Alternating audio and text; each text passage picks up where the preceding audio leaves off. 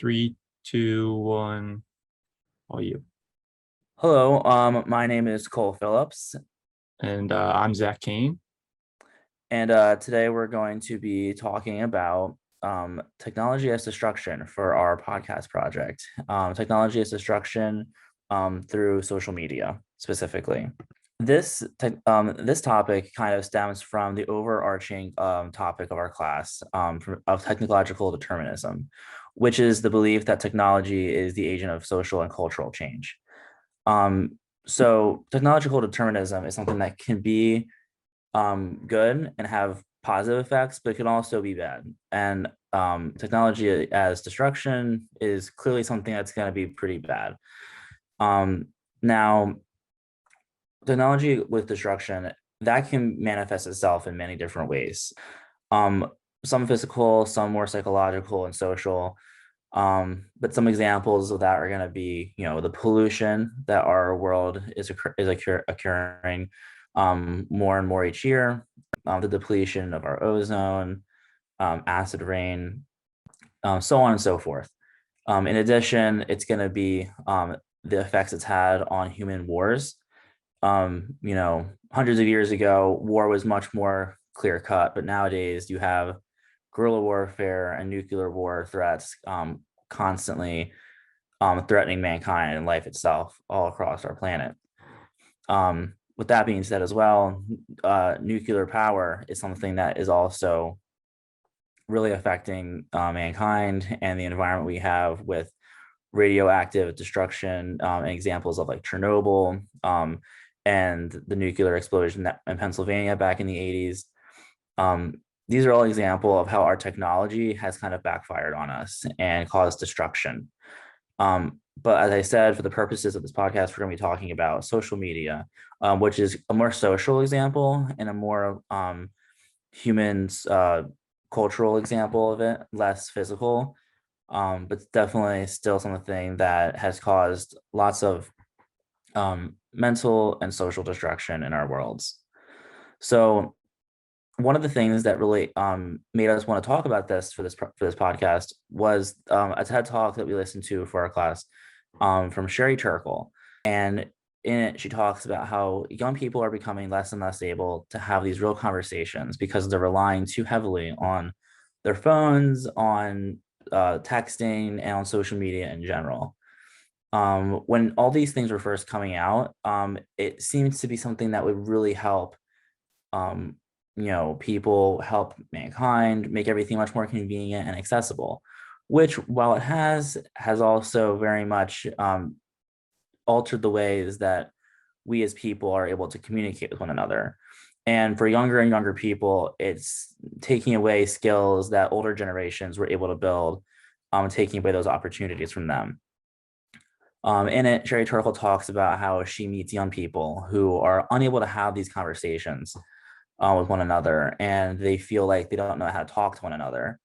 She talks about how texting and social media may help people get like small little points across and convey like small little blips of information, but it really doesn't help people to get to know one another, and it takes away vital parts of relationships from people. One quote from her TED talk that really struck me was she says that we expect more from technology than from each other. And I think that it's something that I really witnessed in my life through my family and friends. Being that, we don't really expect much from people now, but we turn to our phones and our devices and social media to fill in the gaps in our lives where people aren't able to meet them. So one person in my life that really I feel like embodies this is my younger sister, who is currently in high school. She was a freshman when the pandemic started, and now she is a senior in high school. So she really had a lot of her high school experience taken away from the pandemic. And during the pandemic, rather than turning to like her friends from school to socialize via Zoom and social media, she turned to her online friends that she had met playing video games online via Twitch and Discord.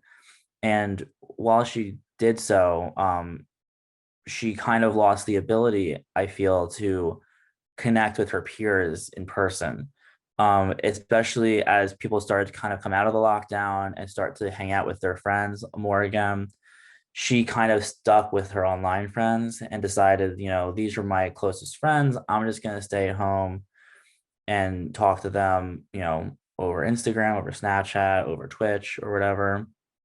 Um, and now my family is trying to deal with the repercussions of this just because my sister has become noticeably more awkward when interacting with people. Something that she was not really before.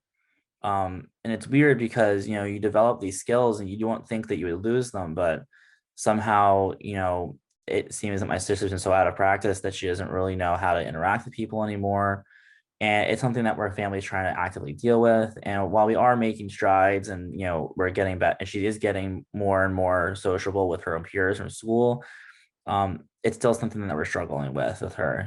She would rather sit in her room all day on her phone and her laptop and her computer than hang out with her friends from school or her family or anyone. Now, I know that part of this is also just the modern teenager. I'm not going to lie, for myself, even I also would sometimes just, lay in my room on my phone for hours on end. Not to say, that I didn't, but I will say my sister's definitely an extreme case, something that I've never observed for myself or with my friends from school, or people that I knew. So, Sherry Turkle's TED Talk really made me think about her and reflect on my life. And I realized, this isn't an issue that's happening. And I think that as people get older and older, or as more generations come and go, younger and younger generations are having this problem probably more and more. At least when me and other college students my age were born, the iPhone wasn't a thing yet. But now every kid who's born today are born into the world immediately with iPads and, the iPad kid, as they say. Um, so I feel like these are all examples of how, technology is really taking away from certain relationship building skills that, people are able to build in older generations. Right. Yeah. Yeah, and then just to build off of that, like Cole said, a lot of the material we covered in class was generally, surrounding the physical destruction of technology, but obviously we're kind of focusing on the more psychological destructive aspects here and how like that modern technology really negatively affects us.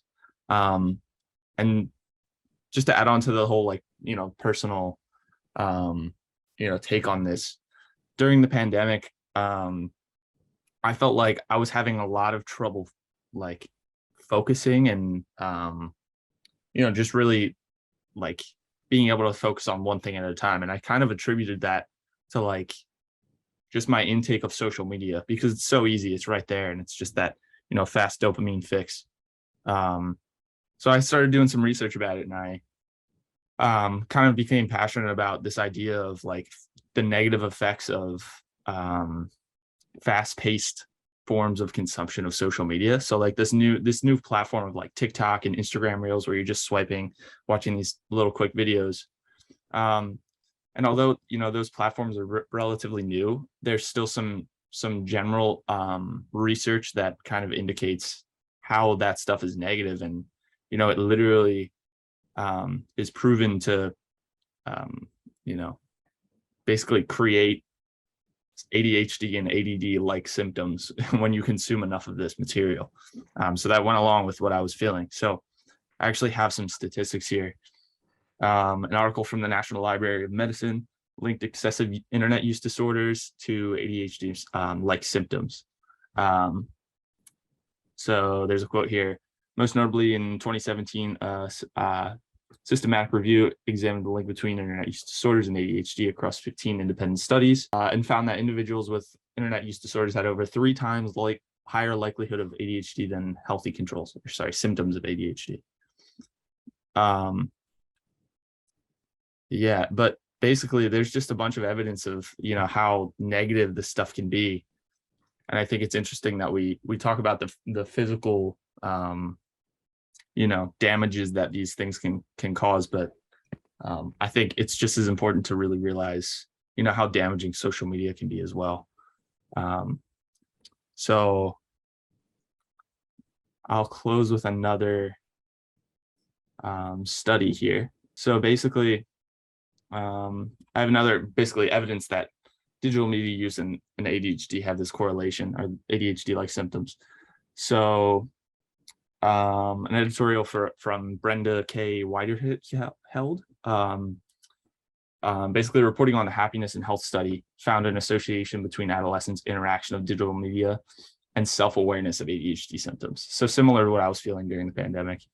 But basically, a 2-year study of the happiness and health study assessed 2,587 high school students on two factors: recent interaction with 14 different digital media activities, and then self-awareness of those attention deficit hyperactivity disorder symptoms or other things like that. So basically, a majority of the people in the study who consumed more media were more aware of these symptoms than those who consumed less media. So it's just another thing to think about. Yeah, that's really cool. There's some really cool statistics there. All right. So I think, Cole, do you have anything else to say? Should we call it there? No, I mean, I think that pretty much sums it up. I think that, social media is something that we're going to have to, as a society, learn to overcome and still be able to build those social relationships and such. All right. Well, thank you for listening. And we will catch you next time.